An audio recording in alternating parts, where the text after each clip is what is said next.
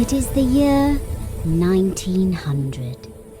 In the quiet countryside of Surrey stands Harrington Manor, a large and elegant house belonging to the Harrington family.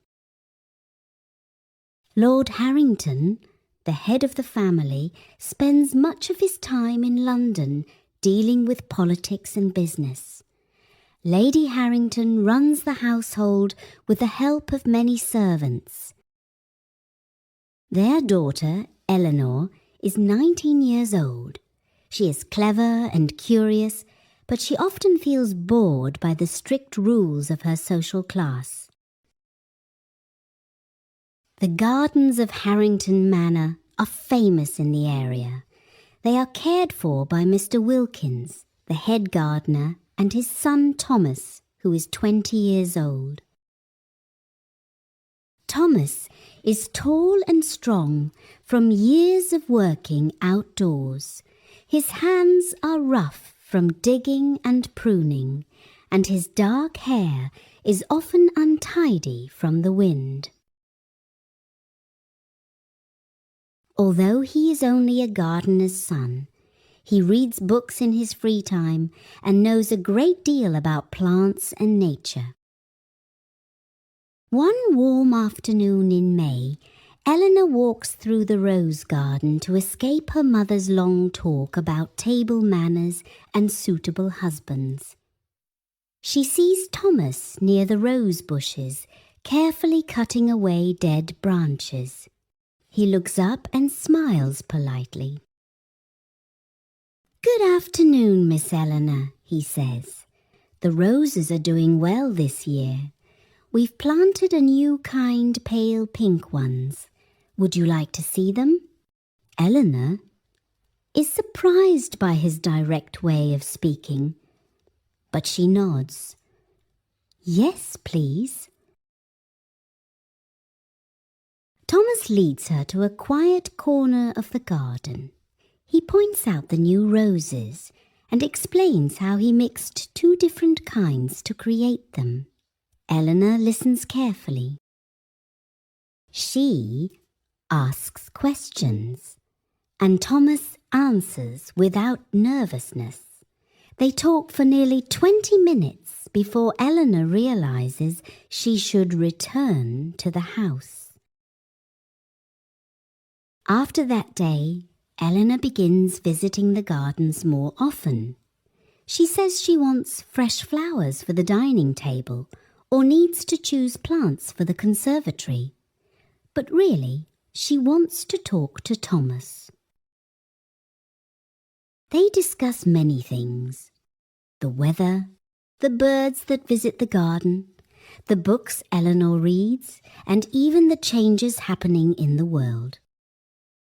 Thomas has read some of the same novels as Eleanor, borrowed from the village library, and he shares his opinions about the stories.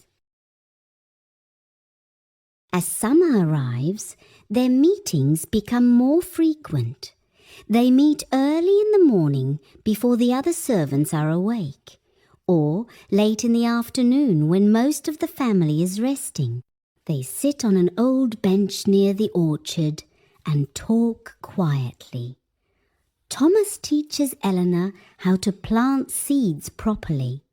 Eleanor shows him a map of Europe and describes the cities she visited with her family. One evening in July, they walk along the small river at the edge of the estate. The sun is setting and the light is golden. "Thomas," Eleanor says softly, "I enjoy our conversations more than any ball or dinner party." Thomas stops walking and looks at her. "Miss Eleanor, you know this isn't allowed. If your father finds out, I'll lose my job, and it could ruin your future." "I know," she answers, "but I don't care about those rules when I'm with you." Thomas takes a step closer. "I feel the same, but it's dangerous." They stand in silence for a moment. Then Thomas gently touches her hand. Eleanor does not pull away. Instead, she holds his hand tightly. During August, the family holds a large garden party. Many guests arrive in fine clothes. Among them is Mr. Reginald Wentworth, the son of a wealthy family. Lord Harrington hopes Eleanor will like him. During the party, Eleanor and Thomas try to avoid each other, but their eyes meet across the lawn several times. Late that night, after the guests have left, Eleanor slips out of the house and meets Thomas behind the stables. "We must be very careful," she whispers. "I know," Thomas replies, "but I can't stop thinking about you." Unfortunately, secrets are hard to keep in a big house full of servants. One of the maids sees them together one morning. She tells the housekeeper, who tells Lady Harrington. A few days later, Lord Harrington calls Eleanor to his study. "Eleanor," he says in a cold voice, "I have heard troubling news.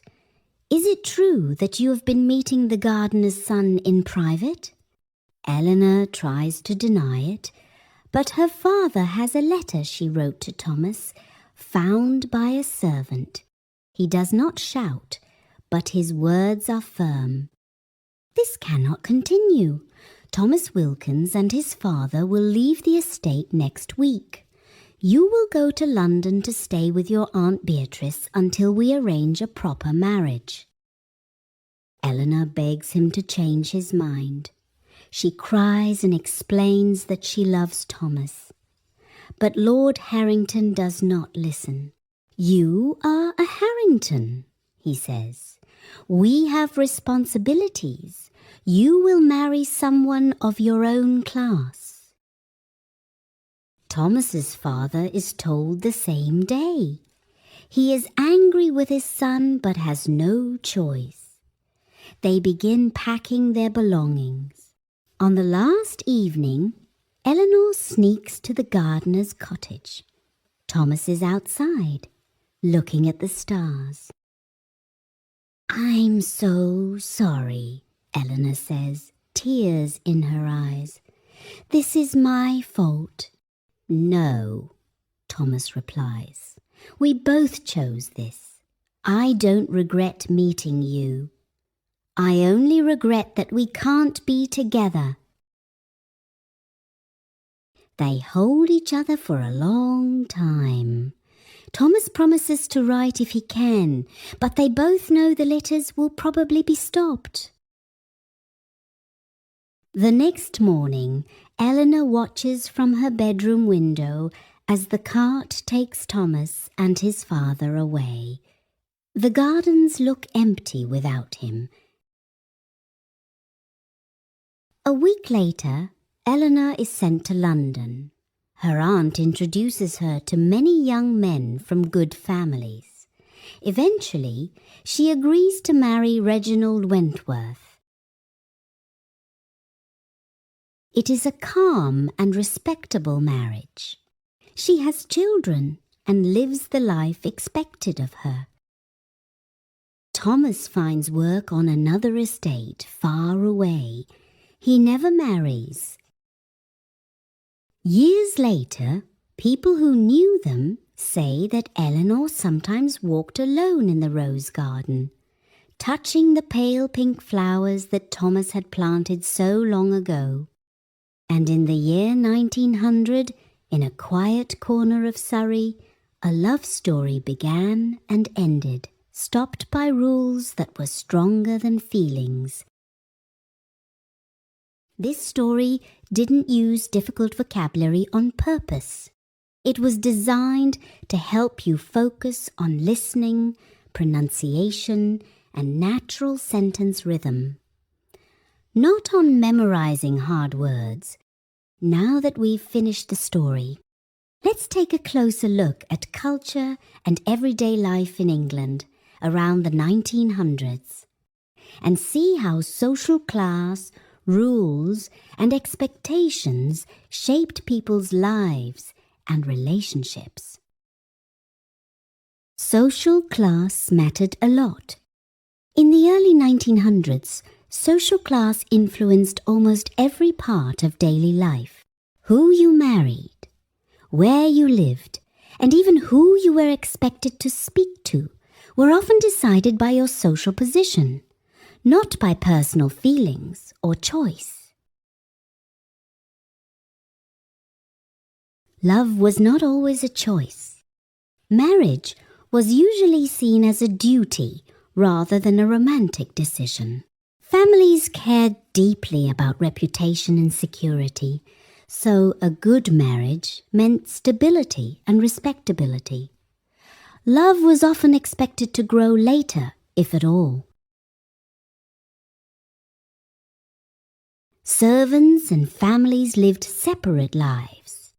Servants worked inside wealthy homes and knew family routines well, but they were never truly included. Clear social boundaries existed, and relationships across classes were discouraged and considered risky.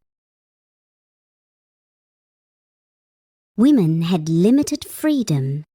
Young women from respectable families had very few choices about their future. Their behavior was closely watched because it reflected the honor and reputation of the entire family. Reputation was everything.